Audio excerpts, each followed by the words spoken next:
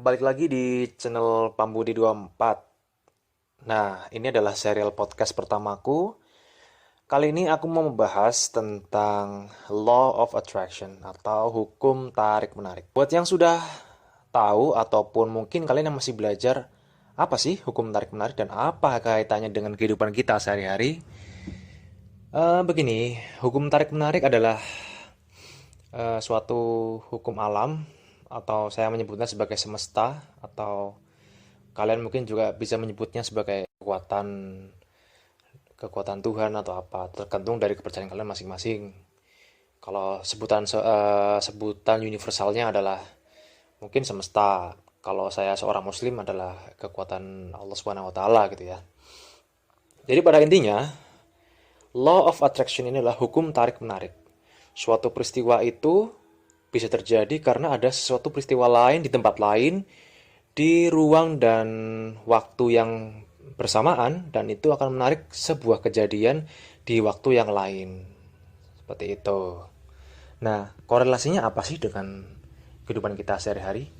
Pernah nggak kalian merasa atau kalian pernah mengalami suatu kejadian di satu hari itu semenjak kalian bangun tidur, kalian merasa bad mood, merasa sumpek, merasa apapun lah, segala sesuatu hal yang membuat perasaan kalian menjadi nggak enak.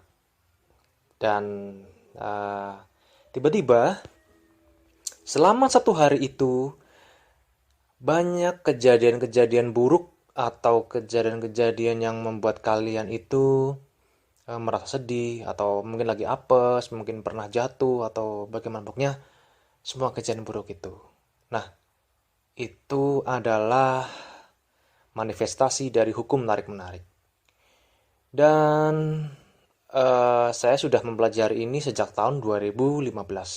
Ya, waktu itu mungkin orang menyebutnya hukum tarik-menarik, ada juga yang menyebutnya sebagai godlike ya dan lain sebagainya.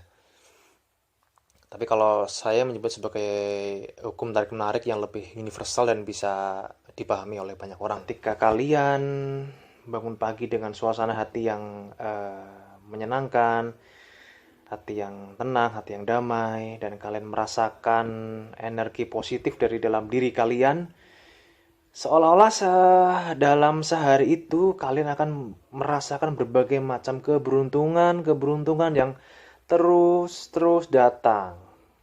Pernah nggak kalian seperti itu? Kalau kalian pernah, coba nanti komen di kolom komentar ya. Kita mungkin bisa share sedikit apa sih pengalaman terbaik kalian. Nah, baik itu yang disadari maupun tidak disadari. Oke. Mungkin kita akan breakdown dulu sebelum kita lanjut ke pembahasan berikutnya. Jadi sebelum kalian tidur, cobalah 10 menit kalian luangkan waktu untuk rebahan di kasur. Nikmati dan rasakan 10 menit itu dengan cara memejamkan mata, kemudian pikirkanlah apa yang benar-benar menjadi keinginan kalian dan kalian benar-benar menikmati itu. Bayangkan seindah-indahnya, senikmat-nikmatnya dan rasakan kalian sudah memegang, kalian sudah menyentuhnya. Misalkan kalian ingin mobil ya, kalian membayangkan kalian sudah menggerakkan itu semua sebelum tidur ya, 10 menit sebelum tidur.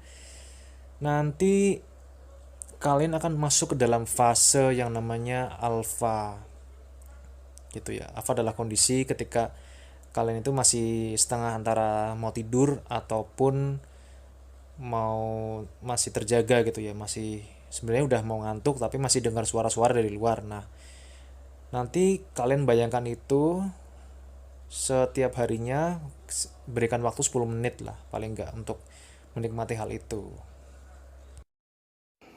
Hukum tarik-menarik ini sebenarnya hukum yang sudah lama atau mungkin sudah ratusan tahun ini manusia sudah mengenalnya, baik itu secara sadar maupun tidak sadar. Karena apa?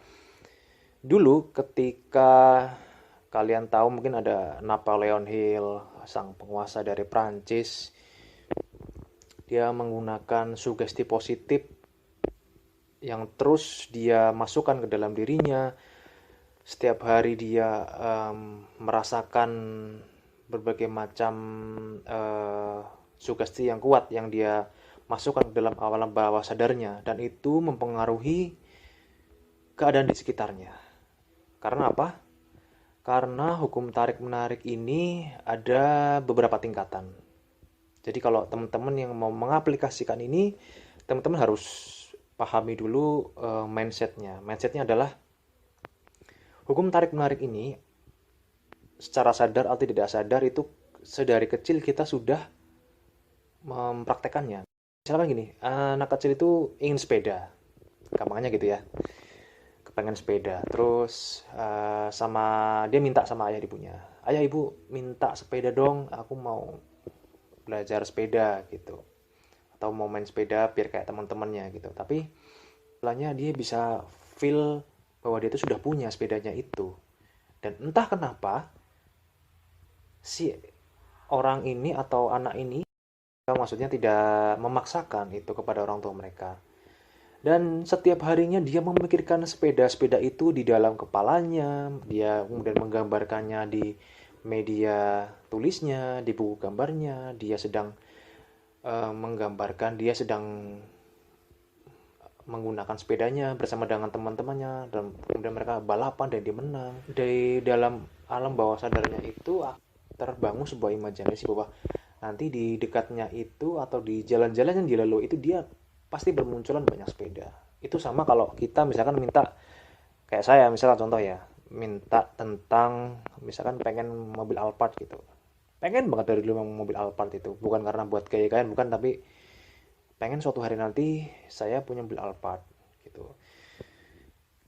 Kita akan membayangkannya, merasakannya, memilikinya, dan merasakan, benar-benar kita rasakan feel-nya dari setirnya, dari persnelingnya, kemudian kita rasakan kenyamanan kursinya. Dan entah kenapa saat saya naik motor berjalan-jalan di kota itu selalu melihat mobil Alphard, dan itu adalah suatu alam bawah sadar yang membentuk konsentrasi atau pikiran kita dan juga keadaan di sekitar kita. Jadi kita terfokus pada mobil Alphardnya. Nah,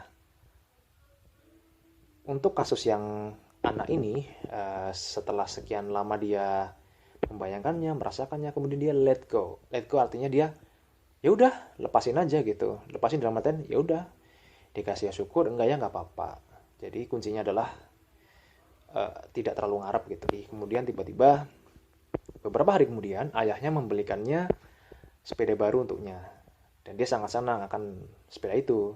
Nah, itu adalah salah satu contoh kecil dari law of attraction, yang mana ini sudah kita terapkan sehari-hari di dalam kehidupan kita. Namun yang tidak disadari adalah apakah manusia atau teman-teman di sekeliling kalian itu juga mereka menyadari gitu kalau itu tuh memang ada itu law of attraction, dan apa mereka sudah menggunakannya sebagai salah satu tools mereka dalam meraih apa yang mereka inginkan. Karena law of attraction ini sangat powerful, dan ada 3 tahapan. Kita akan breakdown. Yang pertama adalah tahapan kita meminta. Jadi benar-benar teman-teman di sini tuliskan, kalau saya tuh caranya begini. Tuliskan 10 atau berapapun yang kalian inginkan di dalam sebuah kertas. Tuliskan dengan jelas apa yang kalian inginkan. Misalkan tahun 2020. Tahun 2020 saya ingin memiliki rumah dengan spesifikasi sebagai berikut. 1, rumahnya besar, ukurannya katakanlah rumah luas bangunannya itu misalkan 500 meter persegi, luas tanahnya 1000 meter misalkan, dilengkapi dengan berbagai macam interior yang indah, ada mungkin ada kolam renang dan lain sebagainya. Itu kalian benar-benar tuliskan secara detail. Nah, kemudian apalagi kalian juga tuliskan, misalkan yang kedua adalah kalian ingin memiliki seorang pacar ataupun istri yang sesuai dengan keinginan kalian. Misalkan, saya memberi contoh, ini contoh aja. Sebutkan karakteristik tertentu yang kita inginkan. Jadi bukan wajahnya ya. Misalkan kita menyebutkan wajahnya mungkin seperti Raisa atau apa, bukan seperti itu. Tapi kita lebih membicarakan tentang karakteristik dari istri atau pacar yang kalian ingat. Misalkan Saya beberapa sudah menuliskannya. Misalkan, saya ingin punya pacar atau istri dengan tinggi 175 cm minimalnya. Kemudian dia dari keluarga muslim, kemudian dia sangat teredukasi dengan baik, memiliki penampilan yang baik, kemudian juga mengedepankan hubungan dia dengan keluarga dan juga menjadikan agama sebagai nomor satu, kemudian dia juga sehat secara jasmani dan rohani, kemudian dia menjadi wanita yang mandiri atau financial independent, jadi seorang yang happy person dan lain sebagainya dan lain sebagainya. Nah, yang berikutnya adalah setelah tadi mungkin wanita ya, ini kalau hanya sebagai contoh aja. Kemudian yang berikutnya adalah untuk studi di luar negeri ataupun jalan-jalan ke luar negeri, nggak apa-apa, kalian tuliskan aja secara detail. Misalkan kayak saya, misalkan saya ingin nanti kuliah di Harvard University, ambil jurusan ini di tahun ini. Kemudian kalaupun saya jalan-jalan ke luar negeri ya tuliskan secara spesifik. Misalkan saya ingin pergi ke Monaco atau ingin pergi ke Milan, Italia, bersama dengan siapa, saya tuliskan secara rinci dan detail. Nah, ketika kalian sudah menuliskan semua itu, kalian akan tergambar dengan jelas di benak kalian apa yang benar-benar kalian inginkan. Nah, kita anggap aja ini sudah selesai ya. Anggap aja kalian sudah membuat 10 keinginan yang kalian inginkan di tahun 2020, dan itu bisa diwujudkan walaupun itu yang mungkin tidak realistis pun itu juga bisa tercapai gitu. Karena kunci dari law of attraction adalah satu, kita meminta. Yang kedua adalah setelah kita meminta, menerima dalam artian seakan-akan itu kita sudah menerima hal itu, seakan-akan kita sudah mendapatkan pacar atau istri yang kita inginkan, seakan-akan kita sudah mendapatkan rumah yang sangat-sangat mewah sesuai dengan idam-idamban kita, ataupun mobil ataupun kendaraan yang kalian gunakan. Nah, maksudnya gimana? Maksudnya ya kita benar-benar merasakan feel-nya seolah-olah kita sudah punya gitu loh. Jadi misalkan walaupun kita belum punya ya realitanya, tapi di dalam hukum ini kita harus sudah bisa merasakannya. Misalnya saya ingin mobil Alphard ya, kita harus benar-benar merasakan, membayangkan seindah-indahnya, senikmat-nikmatnya dengan posisi mata terpejam, kemudian kita membayangkan paling nggak 10 menit mobilnya itu sudah bisa kita rasakan, kursinya kita elus-elus, kemudian setirnya yang enak itu kita coba untuk gerakan, kemudian torsi gasnya kita pencet pakai kaki, kita rasakan derungan dari mesinnya. Wah, nikmat sekali. Kita benar-benar merasakan hal itu semua. Lalu setelah kita merasakan hal itu, kemudian yang ketiga adalah kita harus lepaskan. Maksudnya apa lepaskan?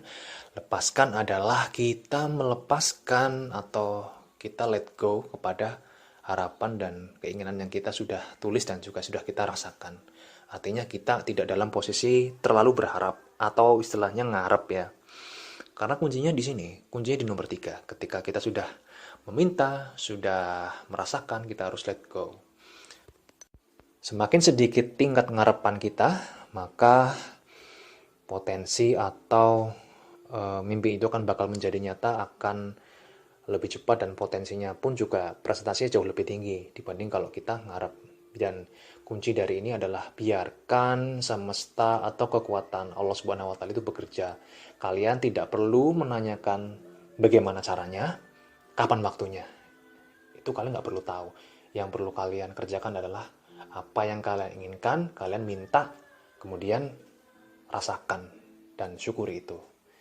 Jadi kuncinya selain di let go adalah kita harus bersyukur atas apa yang sudah diberikan Tuhan. Karena kuncinya adalah semakin banyak kita bersyukur, semakin banyak Tuhan akan memberikan rezeki pada kita. Seperti itu. Nah, mungkin teman-teman di sini sudah mulai paham ya apa arti sedikit gambaran dari law of attraction. Saya akan memberikan sebuah contoh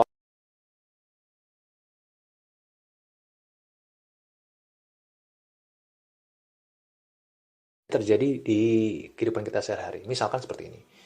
Dulu pernah ketika naik motor, mau sedang memberikan sesuatu, yaitu waktu itu inget banget tahun 2017, waktu itu aku memang sedang apply di beberapa university di luar negeri, khususnya di UK. yaitu ada Oxford, ada Aston University, kemudian ada UCL dari London, kemudian King's College London. Itu banyak sekali uh, universitas yang benar-benar aku idam-idamkan di sana dan pengen banget kuliah di sana karena pengen banget ambil Master Business Administration di sana. Suatu ketika terngiang di dalam pikiran aku tuh seperti ada sebuah message gitu ya dari semesta atau dari Allah Subhanahu wa taala itu bahwa tiba-tiba kepikiran entah kenapa dari Oxford ini dia memberikan sebuah kayak message gitu loh melalui email gitu. Jadi sebelum email ini datang, 10 menit sebelumnya sudah terpikir di dalam pikiranku bahwa nanti ada email dari Oxford kemudian disusul dengan dari universitas lain gitu. Dan aku waktu itu hanya berpikir sebagai ini cuman hanya kepengen aja gitu. Setelah 10 menit kemudian, ajaibnya hal itu benar-benar terjadi gitu. 10 menit kemudian ada message masuk. Waktu itu masih pakai Yahoo. Masuklah dari admission dari Oxford, kemudian dari nusul beberapa universitas lainnya. Itu serentak bersamaan waktunya. Dan ajaibnya memang sih nggak ada yang keterima di sana, yang di universitas besar. Cuman ada satu yang kuliah di Aston University, itu di Birmingham di sana. Entah kenapa, hanya satu email itu yang memberikan aku untuk scholarship di sana, kemudian sudah memberikan kursi satu tempat untuk jurusan bisnis di sana, PS2 ya. Dan yang lainnya pun itu kandas semua. Dan ini benar-benar real terjadi. Dan mungkin nanti aku bisa kasih ke kalian, share ke kalian tentang letter offer-nya ya. Sorry, LOA-nya, letter of acceptance-nya. Saya tidak mengada-ngada dan ini memang real apa yang terjadi, dan itu membuka sebuah sebuah paradigma baru bahwa ini tuh benar-benar nyata gitu. Jadi apapun yang kita pikirkan itu sangat mempengaruhi perilaku di sekitar kalian. Kalau contoh, kalian hari ini sedang bad mood, otomatis nanti di sekitar kalian pun itu akan mempengaruhi. Jadi kita harus membalikkan situasi itu. Misalkan kalian ada hutang, setiap kali buka dapat surat cinta dari kantor pos, selalu semuanya tagihan. Cobalah kita balik semua itu. Setiap kali surat itu datang, kita buka suratnya, yang isinya tagihan-tagihan, kita balikkan. Kita coret semua kata-katanya dan kita ganti, misalkan dengan tulisan seperti ini. Pendapatan Anda selama sebulan ini telah mencapai, misalkan berapa, 500.000 rupiah atau 1 juta rupiah, sesuai dengan ya keinginan kalian aja lah. Cobalah kita balik semua itu dan nanti ada suatu hal yang terjadi. Mungkin tidak instan ya, tapi itu akan saling terkoneksi satu sama lain dengan apa yang kalian inginkan. Jadi kalau Steve Jobs itu bilangnya adalah connecting the dots. Jadi kita menghubungkan semua peristiwa-peristiwa itu dari apa yang menjadi goal tujuan hidup kita. Dan itu penting teman-teman, karena apa? Semakin kita mempunyai goal atau tujuan yang jelas, misalkan kalian punya 10 keinginan yang tadi itu sangat tergambar jelas di benak kalian, kemudian kalian benar-benar merasakannya, insya Allah itu akan segera terwujud gitu. Entah bagaimana caranya, entah kalian harus kejeblos dulu, kemudian nanti ada sebuah peristiwa yang membuat kalian itu jadi, kehidupan kalian menjadi naik gitu ya. Itu semua ada jalannya, pasti gitu. Dan aku yakin memang kenapa manusia dituntut untuk selalu berusaha dalam mencapai apa yang menjadi keinginan atau menjadi tujuan hidup kalian. Karena bangsa ini pun juga lahir atas kerja keras dari para founding father dan juga para pejuang-pejuang yang lain yang mungkin sudah puluhan tahun yang lalu sudah merasakan hal itu. Tapi pesannya adalah kita bisa mencapai apa yang kita inginkan, maka bermimpilah setinggi mungkin. Bermimpilah setinggi mungkin. Jadi ketika jatuh pun itu masih di antara bintang gitu. Jadi kenapa founding father kita, Pak Soekarno dan juga yang lainnya juga sangat ingin sekali bangsa ini kita maju. Nah, mungkin dari apa yang aku sampaikan tadi teman-teman sudah mulai paham ya mengenai law of attraction. Kuncinya adalah satu, kalian minta apa yang kalian inginkan. Yang kedua adalah kalian merasakan apa yang sudah kalian minta. Kalian benar-benar rasakan itu, merasakan bahwa kalian sudah memiliki pada saat itu. Jangan tanya kapan dan jangan tanya bagaimana caranya. Yang ketiga adalah let it go. Kalian lepaskan, ikhlaskan gitu ya. Biarkan nanti kekuatan dari Allah Subhanahu wa taala atau alam semesta ini yang akan bekerja mewujud dalam beberapa hal. Yang pertama, kalau kalian berhasil mencapai apa yang kalian inginkan dan sudah terwujud atau termanifestasi, selamat, cerot, enak gitu ya. Yang berikutnya, kalau misalkan belum, nggak usah sedih karena nanti kalian akan dituntun dari suatu peristiwa ke peristiwa lainnya yang saling terkoneksi satu sama lain. Kuncinya kalian harus ikutin intuisi kalian. Ketika ada intuisi itu ngomong, misalkan kalian harus seperti ini, tapi nampaknya itu nggak masuk akal, jangan panjang pikir, do it tahu, lakukan itu. Nanti kalian akan dituntun menuju ke tujuan kalian. Nah, yang ketiga, kalau misalkan kalian terdapat mental block, maka itu akan sulit ya. Jadi mental block itu sesuatu hal yang menghalangi di dalam diri kalian, di batin kalian. Misalkan emosi, marah, dendam kepada seseorang, kepada masa lalu. Yang harus kalian adalah forgive all the sins. Jadi kalian maafkan semua kesalahan-kesalahan baik yang dilakukan diri sendiri pada orang lain ataupun yang orang lain lakukan pada kalian. Jadi kalau kalian masih ada dendam, ya udahlah, maafkanlah gitu. Misalkan kepada pacar kalian atau mantan-mantan kalian atau siapapun, hubungilah mereka dan katakan, sorry ya kalau dulu aku pernah bermasalah sama kamu, aku ingin minta maaf kalau aku ada salah, aku ingin hidup damai dan mencapai apa yang ingin aku atau tujuan yang aku inginkan. Tapi gak apa-apa, kamu gak perlu merespon apa-apa. Aku hanya ingin menyampaikan hal itu pada kamu. Atau bisa juga ketika kamu merasakan ada perasaan marah terhadap seseorang, ya sudah, maafkanlah dan ikhlaskanlah bahwa nanti suatu hal yang hilang dari kamu atau dulu pernah bermasalah itu akan kembali dengan manifestasi yang lebih baik yang nantinya menuju kepada tujuan yang akan kalian capai. Seperti itu. Itulah yang bisa aku sampaikan selama 20 menit ini di dalam pertamaku tentang Law of Attraction.